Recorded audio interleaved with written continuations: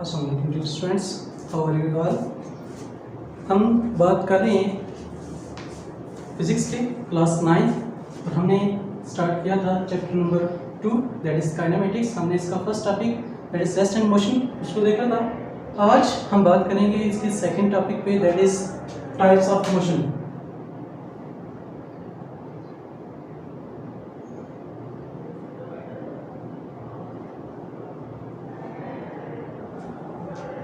आपने देखा होगा कि चीज़ें मूव करती हैं, मुख्तलिफ डायरेक्शंस में मूव करती हैं, उनकी मोशन डिफरेंट तरह की होती है। यहाँ पर हम देखते हैं कि मोशन की बेसिकली हम हमारे पास कितनी टाइप्स हैं और यहाँ पर हम उनमें से चंद एक को डिस्कस करेंगे। बेसिकली मोशन की हम 3 टाइप्स को स्टडी करते हैं।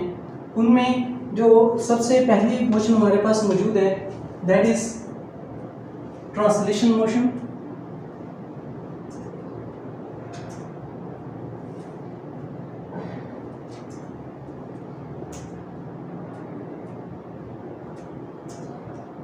सेकंड मोशन जो हमारे पास मौजूद है, सेकंड टाइप मोशन की दैट इज रोटेटरी मोशन।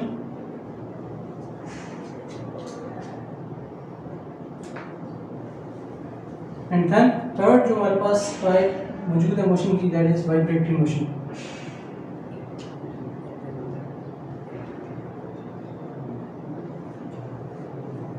इन तीनों को हम डिफाइन करते हैं। सबसे पहले हम बात करते हैं जो हमारे पास फर्स्ट टाइप है दैट इज ट्रांसलेशनल मोशन, उसके बारे में।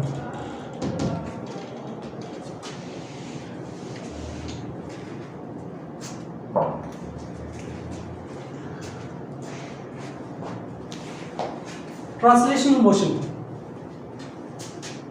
If every particle of a body changes its position from one place to another,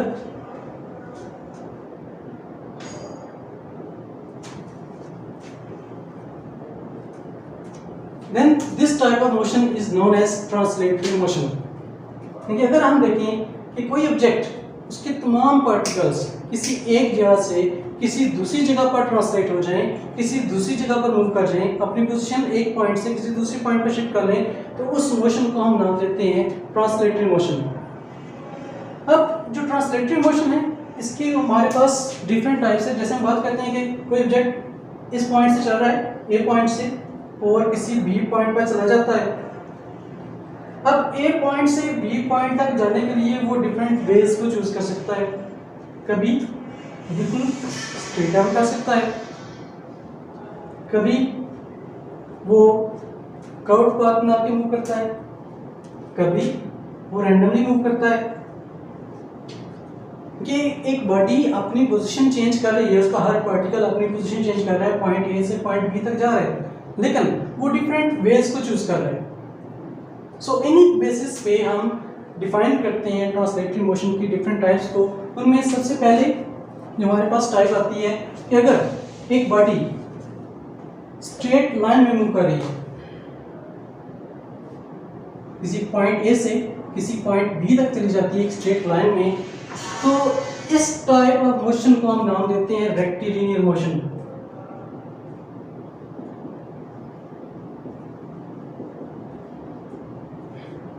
If a body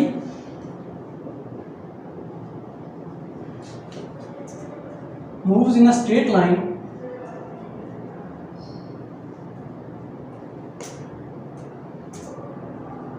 then the motion is known as rectilinear motion। Second type, उसके बारे में बात करते हैं कि अगर एक बॉडी किसी एक पॉइंट ए से किसी पॉइंट बी तक जाती है और वो फॉलो करती है एक कर्व पाथ को, वो एक कर्व पाथ को फॉलो कर रही है, तो फिर हम उस मोशन को नाम देते हैं कर्वीलिनियर मोशन।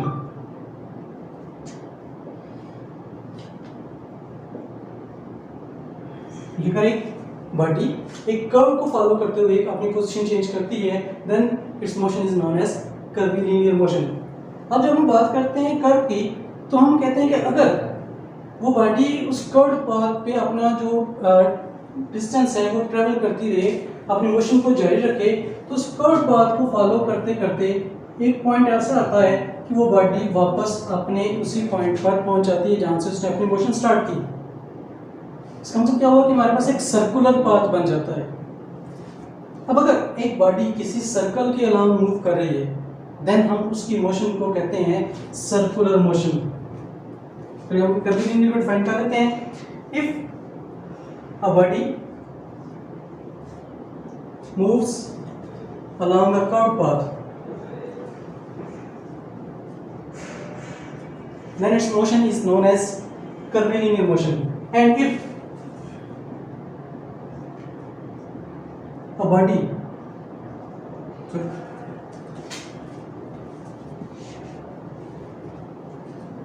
circular motion, हमारे पास थर्ड टाइप है ट्रांसलेटरी मोशन की। If a body moves along a circular path, then the motion is known as circular motion. अब इसी तरीके से हमने बात की थी कि अगर एक बॉडी पॉइंट ए से बी की तरफ जा रही है, तो हमने देखा स्ट्रेट लाइन को भी फॉलो कर सकती है, कर्व को भी फॉलो कर सकती है, और फिर हमने कहा था कि वो ऐसा भी हो सकता है कि वो किसी रैंडम पाथ को फॉलो कर रही है, कभी इधर कभी उधर कभी इधर कभी उधर, क्योंकि उसका कोई फिक्स पाथ नहीं है, वो रैंडमली मूव कर रही है। तो हम उस ट्रांसलेटरी मोशन की जो फोर्थ टाइप यहाँ पर हम डिस्कस करेंगे, that is random motion.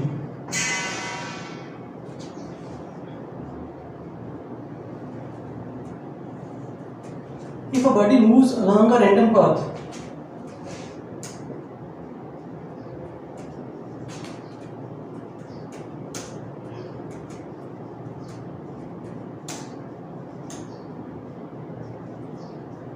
then the motion is known as random motion. ये हमारे पास फर्स्ट टाइप है मोशन की, ट्रांसलेटरी मोशन हमारे पास फर्स्ट टाइप है मोशन की। अभी हम डिस्कस करते हैं इसकी second type, that is rotatory motion.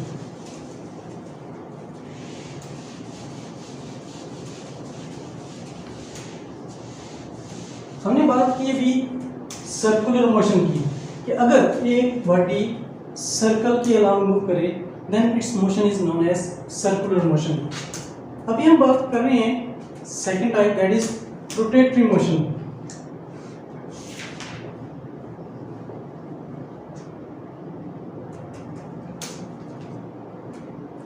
अगर कोई बॉडी अपने ही गिर्द मूव करना शुरू कर दे, अपने ही एक्सिस के अलावा मूव करना शुरू कर दे, फॉर एग्जांपल हम इस मार्कर की बात कर लेते हैं कि हमारे पास ये मार्कर है और ये ऐसे एक ही जगह पर मौजूद ऐसे सर्कल में उसने मूव करना शुरू कर दिया अपने ही एक्सिस के अलावा। यहाँ कह रहे हैं कि उसका ये पॉइंट है, ये उसका एक्सिस है, और यहाँ पर उस मार्कर ने मूव करना शुरू कर दिया। हम देख रहे हैं कि उसी मार्कर का एक पॉइंट फिक्स है, जिसके अलावा जिसके गिर्द गिर्द हम देख रहे हैं कि उसके बाकी तमाम पॉइंट्स जो हैं, बाकी तमाम पार्टिकल जो है इस मार्कर के उसके अलावा मूव कर रहे हैं। इस मोशन को हम कह रहे हैं कि एक बॉडी अपने ही एक्सिस के अलावा मूव करे, उस मोशन को हम नाम देते हैं rotatory motion. If a body moves along its axis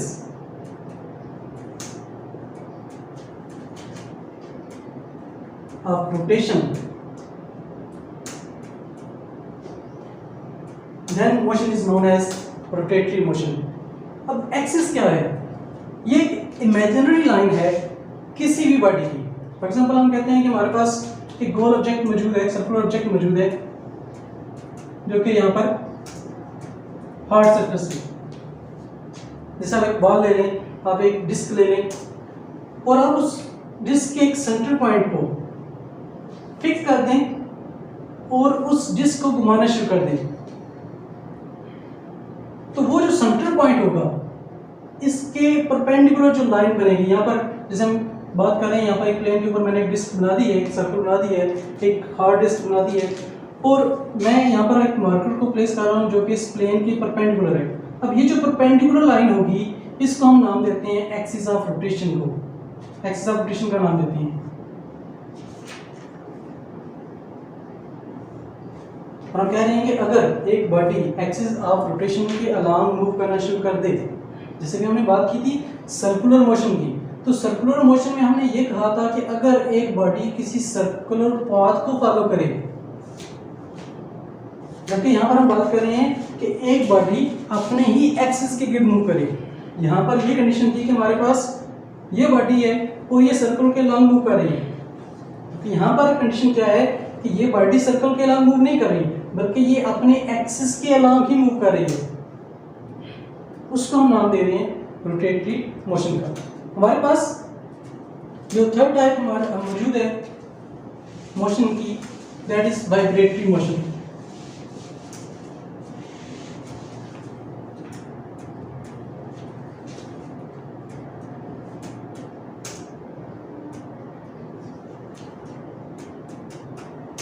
vibratory motion को हम डिफाइन करते हैं टू एंड फ्रो मोशन।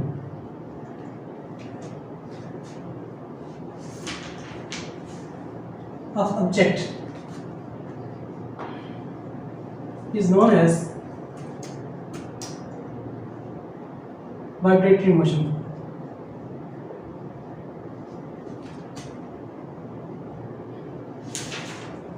कि अगर एक बॉडी अपनी एक पोजीशन के ही आगे पीछे मूव करना शुरू कर दे, फॉर एग्जांपल हम कहते हैं कि हमारे पास एक पेंडुलम मौजूद है। पेंडुलम क्या है कि हम एक धागे के साथ, एक स्ट्रिंग के साथ एक बॉल को बांध दें और उस धागे को किसी फिक्स सरफेस के साथ हाइट पे बांध दें और फिर हम उस मैस को किसी एक साइड पर लेके जाएं और वहां से उसको रिलीज कर दें। हम देखेंगे कि वो मैस उस इनिशियल पॉइंट के इर्द गिर्द ट्रैवल करना शुरू कर देगा,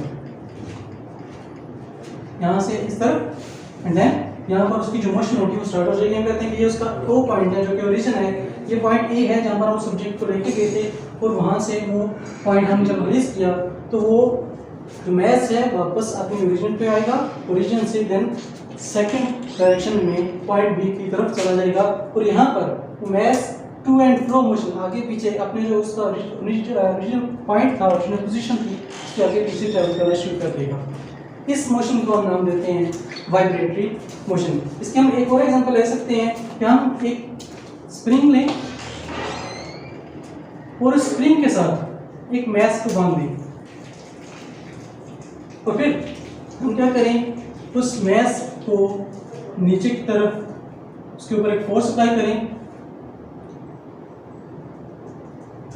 और उस मैस को किसी एक पॉइंट, एग्जाम्पल हम कहते हैं कि ओरिजिनली जो हमारे पास मैस मौजूद था वो ओ पॉइंट में मौजूद था और हम उस मैस को खींचने के बाद किसी पॉइंट ए पर लेके चले जाते हैं एंड देन उसको रिलीज कर देते हैं। हम देखेंगे कि वो मैस क्या करेगा, वहाँ पर अपने उस ओरिजिनल पोजीशन के इर्द गिर्द वहाँ पर मूव करना शुरू कर देगा। कभी वो पॉइंट ए पे जाएगा, कभी वो पॉइंट ओ पे जाएगा एंड देन ओ से होता हुआ किसी पॉइंट बी की तरफ ट्रेवल करेगा और उसकी जो मोशन है ए ओ बी इन्हीं तीन पॉइंट्स के गिर्द घूमती रहेगी। टू एंड फ्रो मोशन उसकी जो मेन पोजीशन होगी उसी के गिर्द वो ट्रैवल करता रहेगा। इस मोशन को हम नाम देते हैं वाइब्रेटरी मोशन। तो ये हमारा टॉपिक था आज का, that is types of motion, जिसमें हमने 3 टाइप्स देखी। सबसे पहले translatory motion, rotatory motion and vibratory motion. Thank you.